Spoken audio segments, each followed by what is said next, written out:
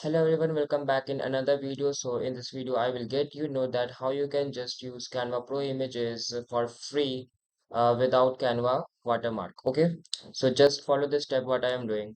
So this is the Canva image with Canva watermark. Okay, so just you have to click right on the mouse and go to inspect. Click on inspect and then you have to click on this button icon.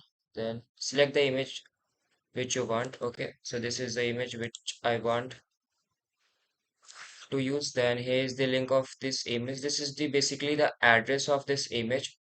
Okay, so just click on this and click on this image, then copy image and